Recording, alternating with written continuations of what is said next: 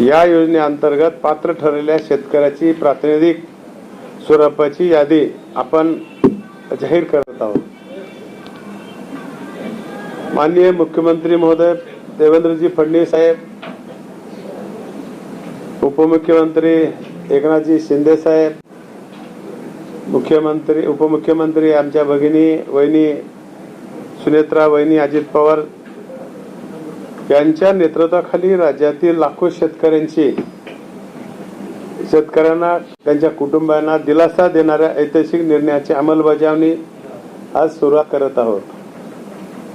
या योजनेसाठी राज्य शासनाने सुमारे 36,585 कोटीची भरीव आर्थिक तरतूद केली आहे। या माध्यमातून राज्यातील सुमारे 56 लाख पात्र शेतकऱ्यांना कर्जमुक्ती लाभ मिळणार आहे। तसेच महात्मा फुले शेतकरी कर्जमुक्ती योजनेचा लाभ घेतलेल्या 12 लाख शेतकऱ्यांना देखील रुपये 2 लाखापर्यंतचा लाभ मिळणार आहे। लाभार्थी शेतकऱ्यांची अंतिम यादी आणि लाभ वितरणाची प्रक्रिया अत्यंत पारदर्शक, सुलभ आणि नियोजनबद्ध पद्धतीने करण्यात येत आहे। ही योजना केवळ कर्जमुक्ती नसून शेतकऱ्यांना आर्थिक ताण कमी करून त्यांना नव्या जोमाने शेती करण्यासाठी सक्षम बनविण्याचा राज्य शासनाचा प्रामाणिक प्रयत्न आहे।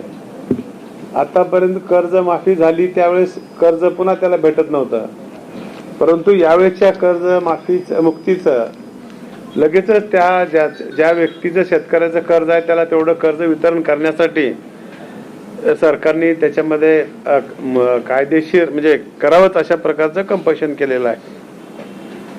महाराष्ट्रात आतापर्यंत एवढी कर्ज माफी मोठी कधीच झाली नव्हती आणि अतिशय पारदर्शक पद्धतीने हे काम या ठिकाणी केलेलं आहे। 12 लाख शेतकऱ्यांना त्या ठिकाणी आपण पुन्हा याच्यामध्ये समावेश केला। आकडा तोच आहे, पण त्यांना 50,000 द्यायचं मान्य केलं होतं, पण लोकांची मागणी आणि गरज लक्षात घेता त्यांना देखील 2 लाख रुपयापर्यंत दिलेला आहे आकडा आणि त्याची आकडेवारी मी आपल्या समोर डिटेल देऊ शकतो की 56 लाख शेतकरी 36,585 हा त्यांचा आकडा होता। त्याच्यामध्ये काही लोकांच्या मागण्या आणि आम्हाला त्याच्यात काही गरज वाटली प्रशासनाला। 12 लाख शेतकरी महात्मा फुले योजनेचा लाभ घेतलेल्या शेतकऱ्यांना रुपये 50,000 ऐवजी 2 लाख रुपये अशा प्रकारे त्याची 36,585 वरचा आकडा आहे आणि 12 लाख शेतकऱ्याचा 4,395 कोटीचा आहे। एकूण आपले शेतकरी सभासदाची संख्या 56 लाखाचा आहे आणि अमाऊंट आहे 40,980 कोटी रुपये। आम्ही आपल्याला सांगितलं होतं की आज आमचं पूर्ण होईल। आम्हाला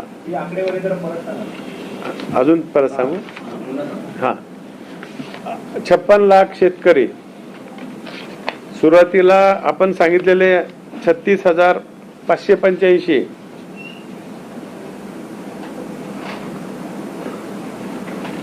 12 लाख शेतकरी महात्मा फुले योजनेचा लाभ घेतलेल्या शेतकऱ्यांना रुपये 50,000 द्यायचा अगोदर सुरुवातीला आपण मान्य केलं होतं, पण पुन्हा सगळ्याचा साधक बाधक विचार करून पुन्हा त्या 50,000 2 लाख रुपये त्यांना आपण देणार आहोत।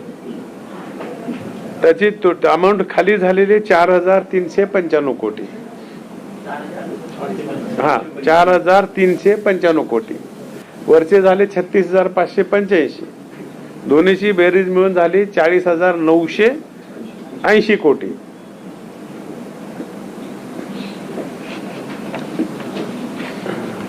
आणि मग त्याच्यामध्ये पुनर्गठित आलं, ह्या सगळ्या गोष्टी OTS आलं, ह्या सगळ्या गोष्टीचा अभ्यास करून या ठिकाणी दिलेला आहे। आम्हाला अपेक्षा होती की इन्कम टॅक्सची यादी आमच्याकडे प्राप्त नाही, हे केंद्र सरकारकडे आहे, म्हणून आपल्याला 3ची वेळ दिली होती। त्याच्याबद्दल मी आता आपली दिलगिरी व्यक्त केली आहे, पण तरी पण आज ठरल्याप्रमाणे आपण काढायचं म्हणून आमच्याकडे जे काही उपलब्ध यादी होती जे इन्कम टॅक्स मध्ये बसत नाही अशा लोकांची आम्ही यादी केली आहे। मग अमरावतीमध्ये DCC बँक 58, अमाऊंट आहे 38,37,119, हा 38,37,119. मी तुम्हाला याची कॉपी देतो सगळ्या, चालेल ना? जिल्ह्याची नावं सांगतो. लातूर DCC बँक 133 आणि अमाऊंट तुम्हाला सगळी मी आधी देतो. फक्त NPC नाव सांगतो. Nagpur DCC bank 16, Pune DCC bank 85, Satara DCC bank 38 आणि ठाणे DCC बँक 182. अशी एकूण सभासदाची संख्या 553 आणि अमाऊंट हे 2,99,37,540. हे आता कन्फर्म झालेले आहेत. बाकीचं काम अपलोड हुलालेवरी टॅली याद्या ह्या व्हायला वेळ लागतात. ते काम आमचं कंटिन्यू चालू आहे. आणि याच्यामध्ये मी विशेष करून मुख्यमंत्री देवेंद्र भाऊ फडणवीस आणि उपमुख्यमंत्री एकनाथजी शिंदे साहेब आणि श्रीमती वहिनी साहेब आणि आमच्या खात्याचे प्रधान सचिव सन्माननीय दराडे साहेब, सहकार आयुक्त तावरे साहेब आणि त्यांच्या सहकार खात्याच्या सर्व अधिकाऱ्यांनी अतिशय समर्पित भावनेनं हे काम केलेलं आहे आणि चांगल्या प्रकारचा या ठिकाणी न्याय देण्याचं काम केलेलं आहे. विशेष करून मी आणि शेतकऱ्याच्या वतीनं मुख्यमंत्री महोदय आणि प्रशासनाचा आभार मानतो की आपण याही परिस्थितीमध्ये आमच्या शेतकऱ्याला दिलासा दिलेला आहे. त्याबद्दल सरकारचेही आभार मानतो. आपणही पत्रकार मित्रांनी आम्हाला वेळोवेळी सहकार्य केलंय, मार्गदर्शन केलंय आणि बाकीचं काम आमचं सांगतील. ही आमची टेक्निकल मंडळी आहे. काही तुमचा संशय असेल तर विचारा. ते लोक आणि आम्ही दोघांनी मी सांगू तुम्हाला. सर, प्रामुख्याने 30 जून आधी तारीख दिली होती कर्जमाफीची. त्याच्यानंतर सभागृहात कृषी मंत्र्यांनी जाहीर केली की 5 जुलैला प्रत्यक्ष खात्यात पैसे जमा होतील. हो, आज आले 22 तारीख. आता तुम्ही जाहीर केली फक्त 553 शेतकऱ्यांची यादी आणि एकूण शेतकरी आहेत 553 आणि एकूण शेतकरी आहेत जवळपास 56 लाख. तर किती वेळ म्हणजे प्रत्यक्ष शेतकऱ्यांना कधी पैसे मिळणार एवढे? फार काही वेळ लागणार. तर काम चालू आहे, अपलोड हुलाले त्या आमच्याकडून अडचण नाही. इन्कम टॅक्सची यादी आमच्याकडे प्राप्त झाली नसल्यामुळं 5 जुलैची तारीख कशी जाहीर केली होती? त्यावेळेस काम पूर्ण होईल वाटलं होतं. त्याच्यानंतर ही आकडेमध्ये वाढले आपले. या 50,000 ज्यांच्या ऐवजी 2 लाख आपण केले. आपण हे सगळे यादी टॅली करायला सगळ्या गोष्टीला थोडासा वेळ लागला.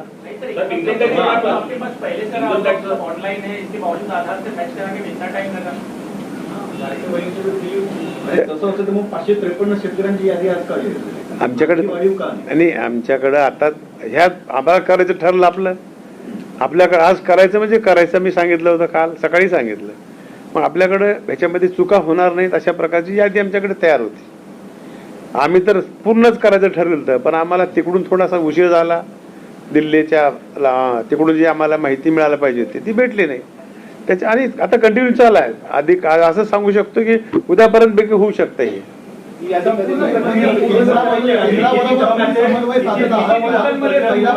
एक जण. दुसरा प्रश्न, केंद्राने काही डेडलाईन तुम्हाला दिली आहे का? आणि तिसरा प्रश्न, शेतकऱ्यांना नेमकं कसं कळेल की आम्ही पात्र झालो की नाही आणि किती टप्प्यामध्ये तुम्ही डिक्लेअर करणार? पूर्ण आकडेवारी? नाही, आता आकडेवारी तर डिक्लेअर केलेलेच आहे. दुसरा मुद्दा काय होता तुमचा? केंद्रासोबत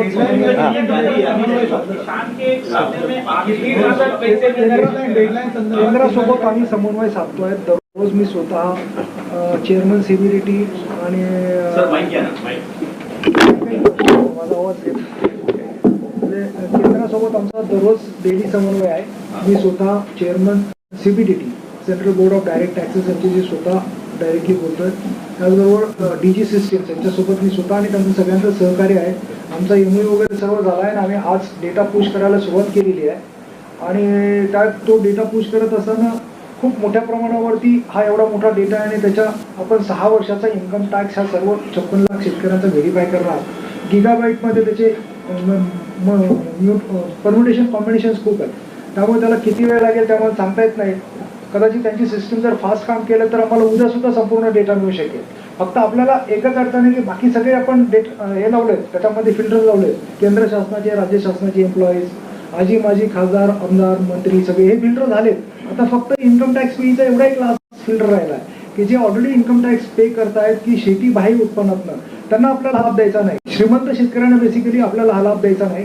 त्यामुळे फक्त ही शेवटचा फिल्टर आपला बाकी आहे. हा फिल्टर लागल्याबरोबर आपण जशी आपल्याकडे केंद्र शासनाकडनं आपल्याकडे सर्टिफाय होऊन यादी येईल तशी आपण कदाचित उद्या करू शकतो, परवाही करू शकतो. म्हणजे फक्त आपल्याला ते कॉम्प्युटर किती वेळ घेतो त्याच्यावरती आहे. बाकी फार जास्त म्हणजे आता कुठलीही अडचण नाही आहे.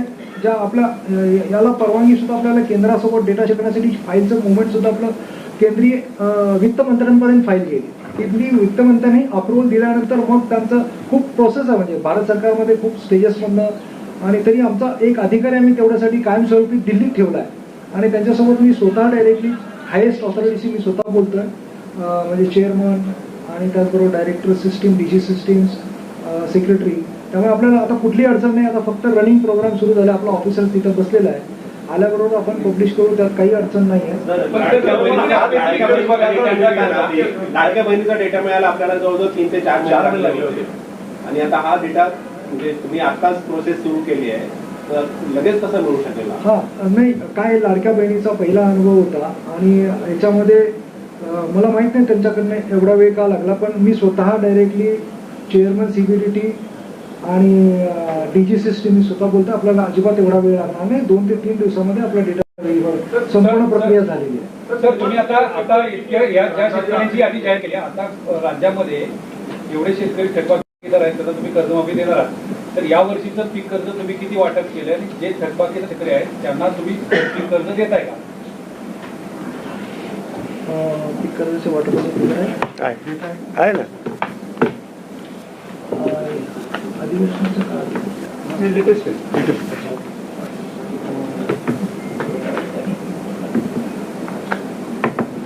2026-27 साठी पोटेन्शियल लिंक प्लॅन जो आहे आपला, म्हणजे पीक कर्ज पुरवठ्याची आराखडा जो आपण बनवला होता तो जवळजवळ 95,000 कोटींचा आराखडा बनवलेला आहे.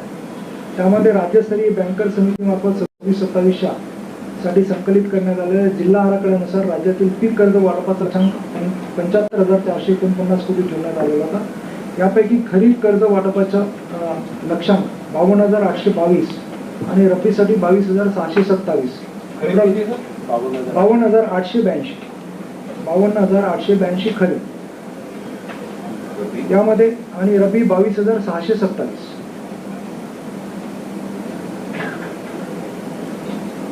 आणि 64 लाख शेतकऱ्यांना कर्ज पुरवठा करण्याचा लक्ष्यांक आहे आपला. यामध्ये अजून तुम्हाला बायफर्केशन देतो की मध्यवर्ती सहकारी बँकांना 26,885 कोटीचं उद्दिष्ट आहे आणि सार्वजनिक क्षेत्रातील नॅशनलाइज आणि आपल्या कमर्शियल बँक्स आहेत त्यांच्यासाठी 33,588, खाजगी आणि लघुवित्त बँकांसाठी 9,923 आणि ग्रामीण बँकेसाठी 5,073. ह्या फिगर्स आम्ही तुम्हाला शेअर करतो. आतापर्यंत तेच सांगतो. आतापर्यंत खरीप पीक कर्ज वाटपाचा लक्ष्यांक मी तुम्हाला सांगितला, शेतकरी संख्या कर्ज वाटप आम्ही जो लक्ष्यांक दिला तो 52,822 कोटीचा. शेतकऱ्यांची संख्या खरीपामधली 45.12 लाख. आतापर्यंत वाटप झालेल्या खरीपाचं कर्ज आहे 29,410 कोटी. कर्ज वाटप प्रमाण 56%. यामध्ये कर्जदार शेतकऱ्यांची संख्या लाखामध्ये 26.05 लाख. 56% शेतकऱ्यांना आतापर्यंत कर्ज वाटप झालंय आणि सुदैवाने पाऊस आपला उशिरा झाला यावेळी, त्यामुळे खरीपाचा हंगाम थोडा उशिरा सुरू झाला. त्यामुळे आपलं हे कर्जमुक्ती झाल्यानंतर देखील शेतकरी खरीपासाठी कर्ज घेऊ शकते. थकबाकीदार शेतकरी आहेत की त्यांची थकबाकी नाही असे शेतकरी आहेत? नाही, हे थकबाकीदार नसलेले शेतकरी. थकबाकीदार आता आपण नील केल्यानंतर त्यांना लगेच कर्ज मिळू शकेल. पण तोपर्यंत खरीप हंगाम संपून जाईल ना? नाही, आता मी तुम्हाला आता सांगितलं अजून पाऊस उशीर झाल्यामुळे आपल्याला आपल्याकडे उशीर झाला, आपल्याकडनं 1 महिनाभर साधारण इतका लेट झालेला आहे असं आपण स्वतः म्हणतोय, सरकार म्हणतोय. आणि आता पुन्हा लेट झाल्यावरती ही प्रक्रिया तुमची पूर्ण होतपर्यंत, शेतकऱ्यांच्या खात्यामध्ये पैसे जातपर्यंत आणि ते नील होतपर्यंत त्यांनी कर्ज घ्यायचं कधी? याला काहीतरी कुठेतरी सुसूत्रता आणली पाहिजे. याला जोडून एक प्रश्न आहे की तुम्ही मंत्री महोदयांनी जे हाऊसमध्ये सांगितलं होतं सावकारी कर्जासंदर्भात, या वर्षीचे सावकारी कर्जाचा आकडा आहे का आपल्याकडे? तेव्हा आकडा पण इथं उपलब्ध नाही. त्याच्यामध्ये काय फारसा दरवर्षीच्या ज्या फिगर असतात त्याच फिगर्स आहेत. आपल्या सावकारांच्या संख्येमध्ये फारशी वाढ होत नाही. सावकारांच्या माध्यमातून दिलेल्या कर्जामध्येही फारशी वाढ होत नाही. शक्यतो सावकाराकडचं जे कर्ज असतं ना बिगर शेतीसाठीच मॅक्झिमम शेतीचा उल्लेखच नसते. उल्लेख नसतो. सर, मागच्या वर्षीमध्ये ज्यावेळी प्रेझेंटेशन झालं त्यावेळी आपल्याकडे 2022 पासून ते 26 पर्यंत कर्जदारांमध्ये शेतकऱ्यांच्या पीक कर्जामध्ये मोठ्या प्रमाणात घट झाली अशीच आकडेवारी आपल्या विभागाकडनं मग सादर झाली. तर हे नेमकं कारण कशात आहे? हे सावकारी कर्जाकडे वळले की आपण ज्यावेळी थकबाकीदार शेतकऱ्यांना आपण आपल्या बँका त्यांना नाकारताय, तरी बँकिंग सिस्टीम तुम्ही ज्यावेळी आता प्रबळ करायचं म्हणताय तर हे कसे लोक येणार आहेत त्याच्यामध्ये? नाही, असं काही आहे का म्हणजे विभागाचं असं काही हा, बँकिंग सिस्टीम प्रबळ करण्यासाठी आपल्या ज्या जिल्हा मध्यवर्ती बँका आहेत मॅक्झिमम तुम्ही जर बघितलं तर पीक कर्ज वाटपाचं जे प्रमाण आहे नॅशनलाइज बँका आणि खाजगी बँका यांचं अमाऊंट जरी जास्त असली तरी शेतकरी संख्या पर्सेंटेजमध्ये त्यांचं कमी असतं. ते मोठ्या शेतकऱ्यांना मोठ्या प्रमाणावरती कर्ज देतात. आपल्या जिल्हा मध्यवर्ती बँका ज्या आहेत त्यांच्या माध्यमातून जवळजवळ 80 ते 90% शेतकऱ्यांना कर्ज दिले जाते. म्हणजे आपलं जे जिल्हा मध्यवर्ती बँकांच्या माध्यमातून दिलं जाणारं जी कर्जाची रक्कम आहे ती साधारणपणे शेतकऱ्याला फार मोठ्या रक्कमेची आवश्यकता नसते. खरीप आणि रब्बी हंगाम मिळून ऑन अँड ॲव्हरेज आम्ही जे काढलेलं आहे काही शेतकरी जास्त घेतात पण 90,000 ते 1 लाखाच्या आत शेतकऱ्यांनी हे कर्ज घेतलं. पीक कर्ज जे असतात ही जी आकडेवारी गेल्या 4 ते 5 वर्षांचा जो आम्ही अभ्यास केला त्याच्यावरून तुम्हाला ही आकडेवारी सांगतोय. आणि ह्या वर्षी सुद्धा आतापर्यंत जे खरीप हंगामाचं जे पीक कर्ज वाटप जे झालेलं आहे जे आमच्या जिल्हा मध्यवर्ती बँकांना जे उद्दिष्ट दिलं होतं आम्ही 19,964 त्यापैकी 17,625 कोटी वाटप झाले. म्हणजे 88% जिल्हा मध्यवर्ती बँकांनी वाटप केलं. वाटप कुठे कमी झालंय? राष्ट्रीयकृत बँका, खाजगी लघुवित्त बँका आणि ग्रामीण बँक यांच्या माध्यमातून वाटप कमी झाल्यामुळे ओव्हरऑल आपलं 56% आलं. मागच्या वर्षी आणि ह्या ज्या ज्या आपल्या जिल्हा मध्यवर्ती बँका आहेत त्या सक्षम करण्याच्या दृष्टिकोनातून राज्य शासनाने पावलं उचललेली आहेत. त्यामुळे आपल्या इन्क्लुडिंग नागपूर बँक, त्याचबरोबर नाशिक, धाराशिव बँक आणि वर्धा या बँकांना आपण कॅबिनेट मंत्रिमंडळासमोर जाऊन जवळजवळ 800 कोटी रुपये देतो की जेणेकरून या बँकांचं पुनरुज्जीवन होईल. या बँकांच्या माध्यमातून शेतकऱ्यांना आपल्याला अधिकाधिक कर्ज उपलब्ध देऊ. नाशिक बँकेत बऱ्याच वर्षांपासून शेतकऱ्यांना अजिबातच कर्ज आपल्या DCC बँकेच्या माध्यमातून उपलब्ध होत नव्हतं. त्या बँकेला जवळजवळ 600+ कोटी रुपये आपण देत आहोत. एवढ्या मोठ्या प्रमाणावरती निधी या DCC बँकेला दिल्यानंतर मला वाटतं की या बँकेच्या माध्यमातून शेतकऱ्यांना पुन्हा नव्याने कर्ज उपलब्ध व्हायला सुरुवात होणार. कर्जमाफीसाठी ॲग्रिस्टॅग कंपल्सरी केलं 56 लाख शेतकऱ्यांचे ॲग्रिस्टॅग अजून झाले 90%च्या वर शेतकऱ्यांचे ॲग्रिस्टॅग आहे. त्याची काय अडचण नाही. आणि नसेल तर आपण आपले सेवा केंद्र जवळजवळ 32,000 आपले सेवा केंद्र आहेत. तर 32,000 आपले सेवा केंद्र शनिवार रविवार सुद्धा उघडे आहेत. जिल्हाधिकाऱ्यांच्या लेवलला आपण कमिटी केलेली आहे त्यामुळे जिल्हाधिकाऱ्यांनी यात इन्व्हॉल्व करून घेतले. त्यामुळे त्या शेतकऱ्याचं त्याच ठिकाणी आपण ॲग्रिस्टॅग लगेच करून घेणार आहोत. ती अडचण येणार नाही. तर 2 प्रश्न आहेत. एक तर जसं लाडकी बहीण योजनामध्ये असं झालं की आपण एखादी चांगली योजना घोषित करतो नंतर बजेटच्या प्रॉब्लेममधून दुसरा मुला करून ते डायव्हर्ट करतात. या कर्जमाफी योजनामध्ये असा होत नाही. शक्यता आहे का? एक जे श्रीमंत शेतकरी आहे त्यांची संख्या असेल तर ते सांगा. नाही, श्रीमंत शेतकऱ्यांची मी तेच सांगितलं ना आपल्याला आमचा प्रोग्राम रन होता की रन झाल्याबरोबर फायनल आउटपुट आल्याबरोबर आम्ही तुमच्यासोबत शेअर करू किती श्रीमंत शेतकरी आणि किती शेतकऱ्यांना आम्ही या योजनेचा लाभ देणार नाही. तेवढंच फक्त आकडा आमच्याकडे बाकी राहिलेला आहे. परंतु आपले जे सेंट्रल स्टेट गव्हर्नमेंट एम्प्लॉईज वगैरे जे होते ते आम्ही काढून टाकले. त्याचा आकडा साधारणपणे 40,000 अशी व्यक्ती होते शेतकरी की जे म्हणजे सेंट्रल किंवा स्टेट गव्हर्नमेंटमध्ये एम्प्लॉईज आहेत किंवा पदाधिकारी आहेत. असे 40,000 ऑलरेडी आम्ही माझा दुसरा प्रश्न होता की SC/ST सबप्लॅन मधून आपण माझी लाडकी बहीणसाठी पण पैसे वळवून घेतले होते कारण ते पुरेसे नव्हते. तर तसं काही या ठिकाणी होण्याची शक्यता आहे? नाही, या ठिकाणी आपल्याला राज्य शासनाने पुरेशी तरतूद उपलब्ध करून दिलेली आहे. त्यामुळे काही अडचण मला वाटत नाही यामध्ये काही अडचण. तर जर आपल्याला कर्ज आता माफीची रक्कम वितरित करायला वेळ असेल आणि ज्यांची कमा आले तर त्यांना तुम्ही तुमच्या ह्या बेसवरती यादीत नाव आहे तर यांची कर्जमाफी होणारच आहे. तर ज्यांची कर्जमाफी आलेली आहे त्यांना कर्जपुरवठा करणार आहे.